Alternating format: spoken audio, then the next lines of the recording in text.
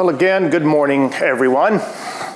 So I'm going to stand here just a little bit. I don't do well being fixed in one spot. I talk and walk at the same time. But thank you so much for giving Oxy an opportunity to come in, present one of our programs. This is a little different than what's been talked about when it comes to process safety or job by design. We are looking more at the human factors and looking at something that is much more significant for us right now, which is heat stress. And I think everybody would agree this year that has been a significant impact and challenge for all of us when it comes to our offshore operations. It's been an epic heat wave for us.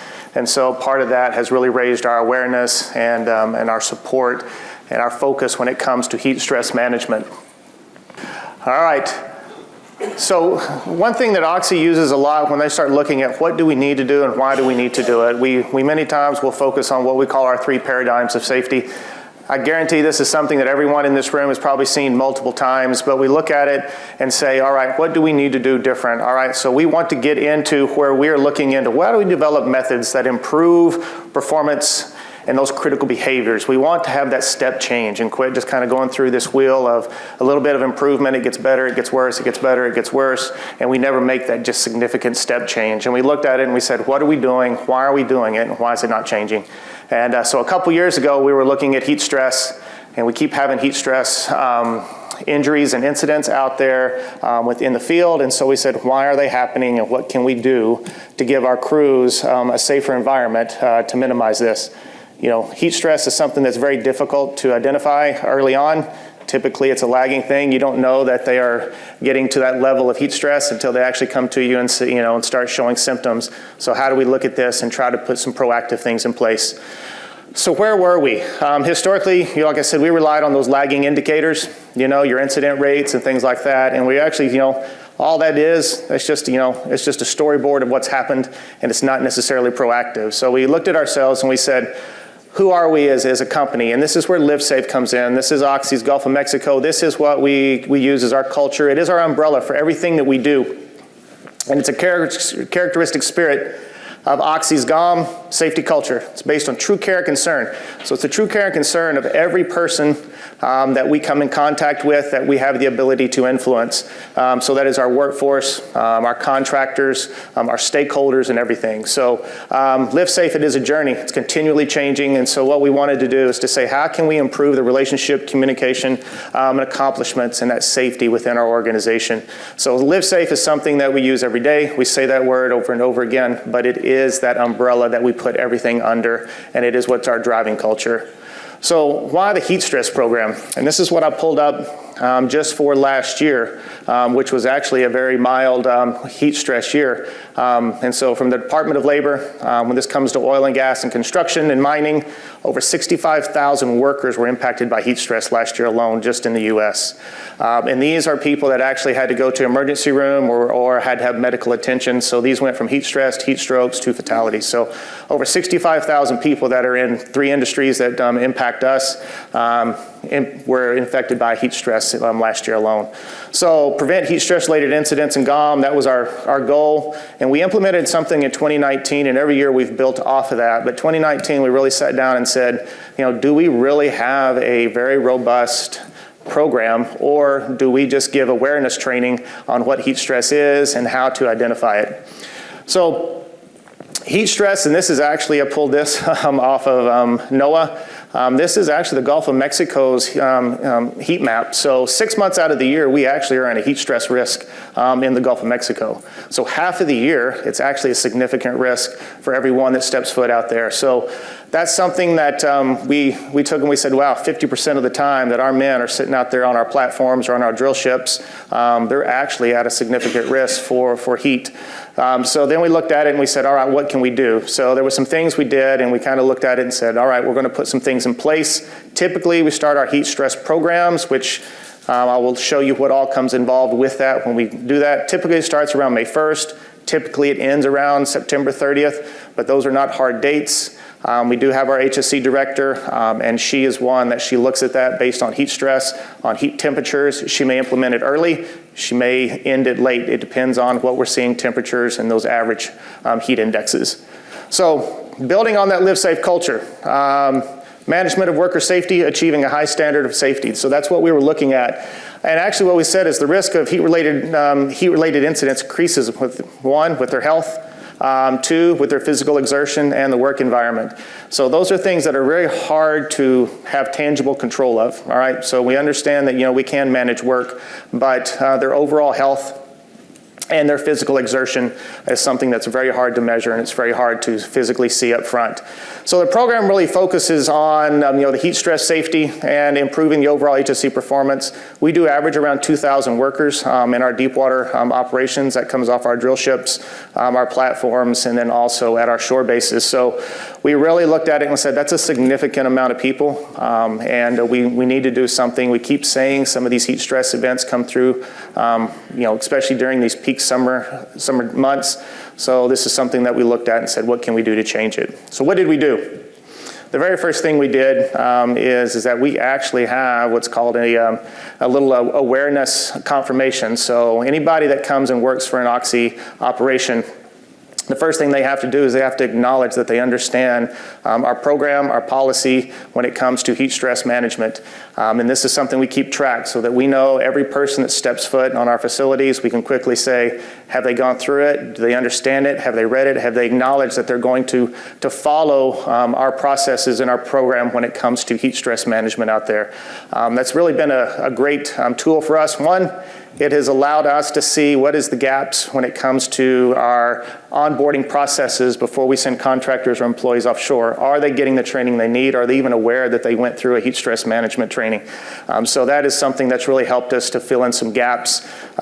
We've gotten real big about using QR codes that have been great for confirmation. We can get names, places where they're at, and things of that nature. So what we've done, as you can see to the right on this screen, this is nothing that is revolutionary, but we have set tolerances, our green, yellow, orange, and reds, and these do dictate our work-rest cycles out there. Our work-rest cycles are not there for recommendation. Those are required based on heat indexes. So that is something that was very hard at the very beginning. One, the guys were like, man, this slows down work and things like that. Yes, it does. Absolutely, it does. But that is not what our primary concern is. Our primary concern is the overall safety of our crews. So what we did is we came up with work rest cycles, also how much fluid intake they need to be targeting each time that they are taking those work and rest cycles, but also based on those heat indexes dictates what kind of work is allowed on our platforms. And so when we get into some of these criticals, non-critical work, we'll stop at those times. Only critical work will proceed. Critical work most often is defined as anything that is critical safety for the safety of the platform and the crews, and anything that is critical for keeping production going. But non-critical activities do stop in some of these higher, what we consider our higher risk heat stress areas.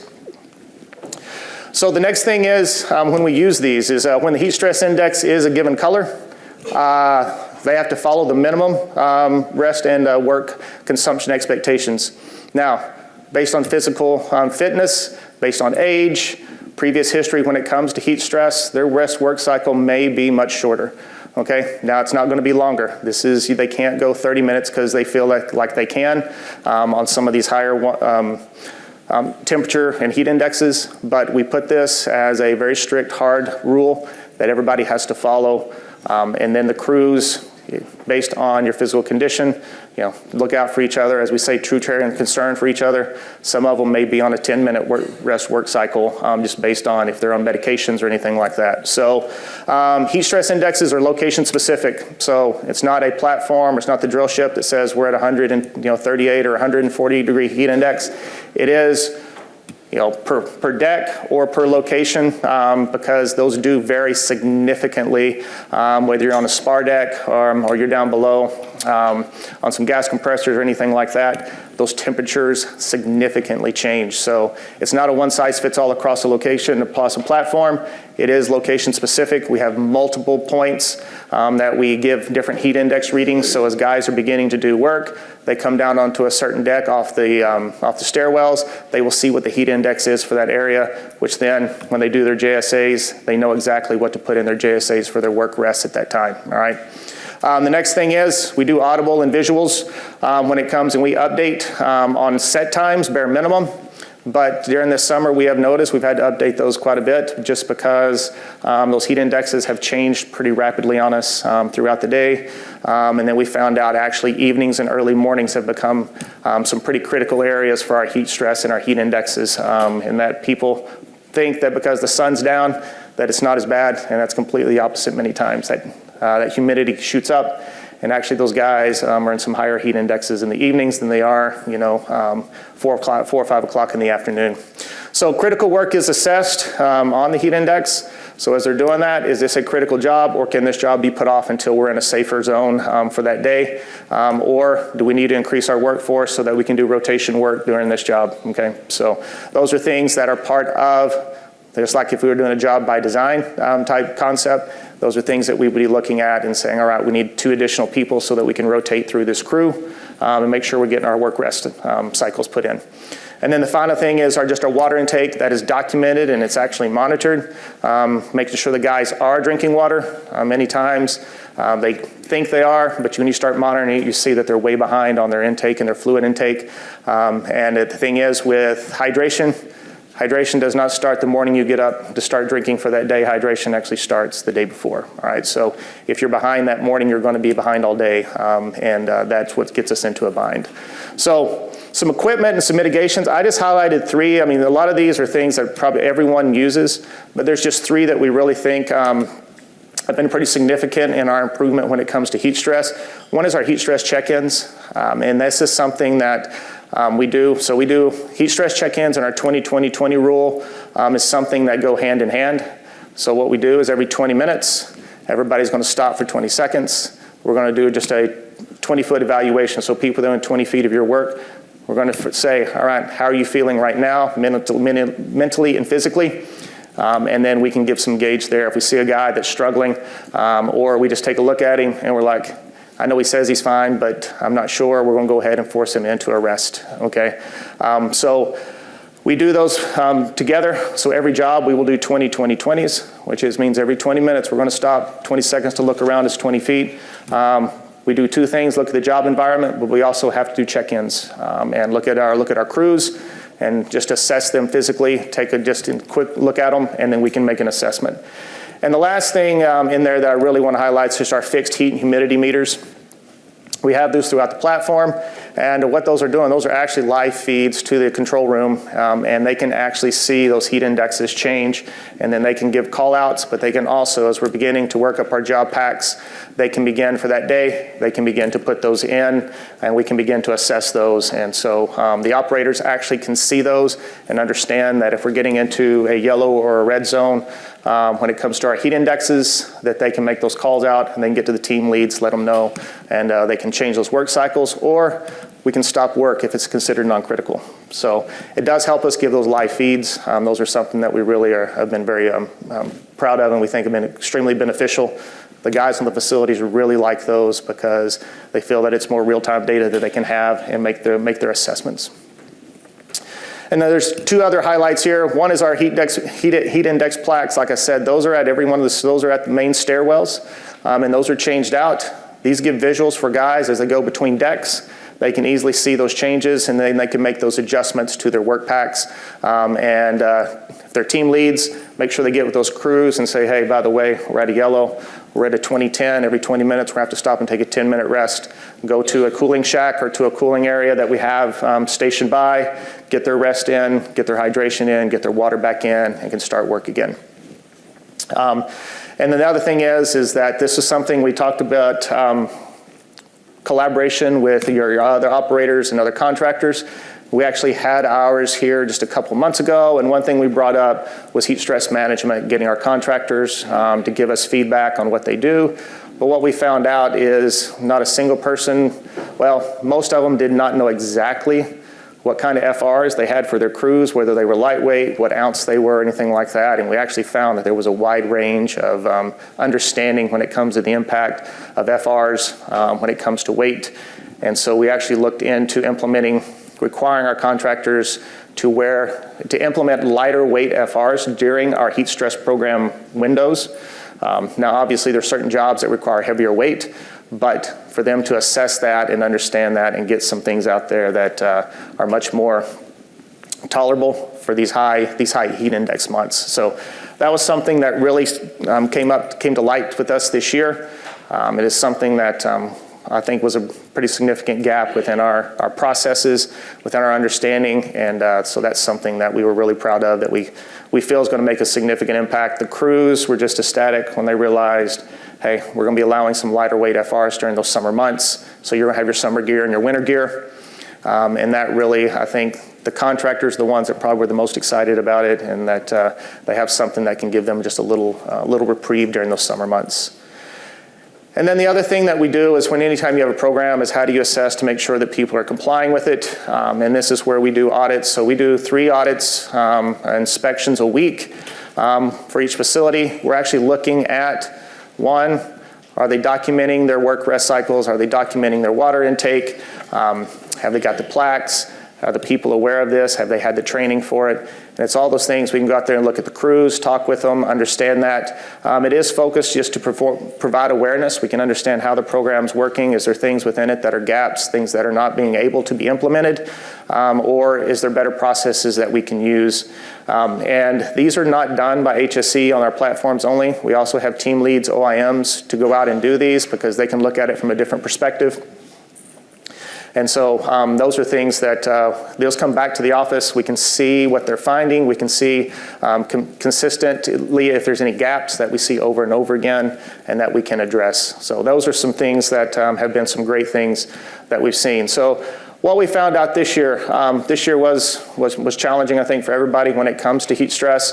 But we're currently doing a field study right now that data just shows that we do need to identify dehydration and body temperatures earlier. The problem with heat stress is that typically you do not know somebody is close to it till they make comments to you, I've got headaches, or you see that they're sweating profusely or anything like that. Well, we're already beyond the point of mitigation, leading mitigation. We're into a heat stress case already. So how can we get some tools that we can identify these earlier? And guys don't realize that they're getting to those stages until the moment that they start having headaches. They don't feel it till the moment it happens. So we are actually looking at how can we identify the dehydration risks and the elevated body temps earlier instead of waiting till they bring it up. So we've actually come into partnering up with a company looking at using wearables that can actually monitor their hydration levels, but also their body temp, and give us some guides, and we can quickly identify a guy that is a higher risk. We see that their hydration level is that they're getting pretty dehydrated, or that their average body temperature is getting to a point that we definitely need to pull them back, get them some longer rest, and it may not be within those prescribed rest work cycles. Some of them may need a much shorter work cycle, and it may be due to their own medications, it may be due to some health conditions or anything like that, but this allows us to be proactive, and so those are things that we're working on. It will give us some real-time monitoring with that. This way our doctors can take a look at this and maybe understand, do we need to adjust our work rest cycles? Do we need to identify certain people that we need to put in shorter work rest cycles? So this is something that right now is being trialed for some feasibility. It does look very exciting for us, but I think it's going to be the next step for us for being more proactive in our heat stress management program. And with that, we will open it up for questions. Does anyone have any questions? Yes. Thanks, Brandy. Frank Adamak with Safe OCS. Excellent presentation and pretty timely with all these 100-plus degrees that we've been having, at least in this Houston area. One of the things I've noticed that some of the dock workers around the country are starting to implement ice vests or cold water vests to control core temperatures. Has that been considered, and is that appropriate maybe for offshore type use? Yeah, great question. And yes, we have looked into the cool vests and the ice vests and actually trialed multiple designs and styles offshore. But what we found is the guys have found those very cumbersome and have actually have made it to where they felt like it's added an additional risk to their overall work. And so we haven't mandated that, but we continue to look for things just like that, ways of reducing that core body temperature. But so far, we haven't had a lot of success with the ice vest when it comes to offshore environments. Other questions? Yes. Very good presentation. KP Roseman with BP. First, when you were talking about heat index and changes throughout the day, I'm like thinking, wow, they got wet bulb globe temp measurements out there full time, and then you showed the picture. That was great to see. Two things you mentioned, depending on individuals' health, medications, et cetera. One, just curious, how do you maintain that in a systematic and controlled way? Is it just individuals being honest about their self? And second, biometrics. The equipment that y'all using, curious, has they looked at it from the intrinsically safe aspect of it being out on deck? Because that's an area that we're struggling to find something. Yeah, so the first question is, yes, this when it comes to anybody that's on medications or physical health history, that is strictly going to be on if they provide us with that information. You know, obviously, it's not something that we can force. We can continue to promote the significance of our medics out there knowing what kind of medications that they're on, so that they can be, proactively aware to say, hey, because of that, you know what, you're a little higher, you've got a higher susceptibility to heat stress, all right? So, but it's nothing to where we can say, me or anything can say, I need a list of all your medications and your medical history. It's going to be, strictly an honor system. But the key is that education on the significance of letting the facility or the medic know what they're on, or if they have any past history of heat stress. So anybody that's ever had heat stress before, first time you have it, you are more susceptible from then on of having it again and again. So those are things it's part of that education process. The second one, yes, these wearables, that is something that we are working on to the intrinsically safe. That's why I said right now we're just in a trial, in a feasibility study. We're starting with our shore bases because that is an easy place for us to have hands-on, watch it, look at it, play with it, understand it, make adjustments. But that's our next step is the intrinsically safe side of it. Hey, Brian. Again, I love this presentation, just like he did. As somebody who's been through hypothermia twice, rhabdo once, and more heat stress times than I care to count, thank you for this. Yeah.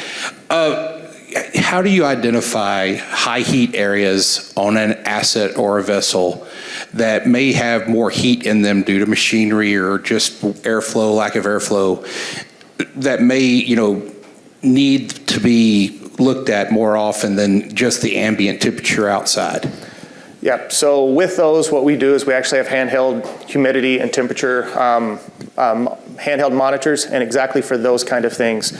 So if we're going into a power generation area, those put off extremely high amounts of heat.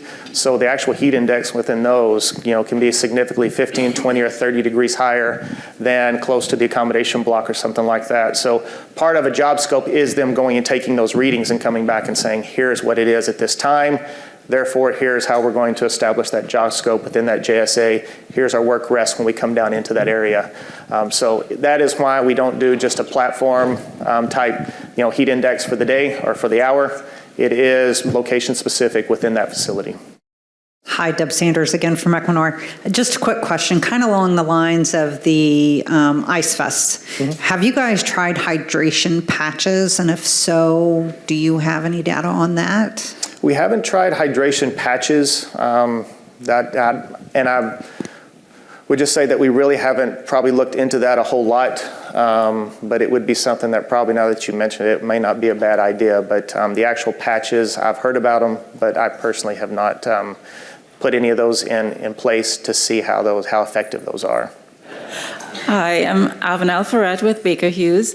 I'm really intrigued by the presentation, and I'm wondering, how has the implementation of this program in 2019 affected the rate of occurrence of heat stress ailments or illnesses at the job site?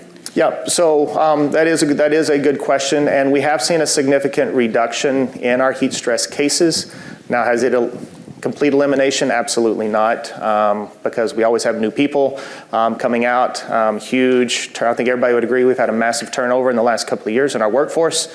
But we have seen, one, a reduction in severities, and that we've been able to identify these things much, much faster, and we have a significant reduction in the occurrence. We have a lot of platforms, drill ships and everything like that, so we have people in lots of different areas, but we have seen significant, we've seen the value behind it.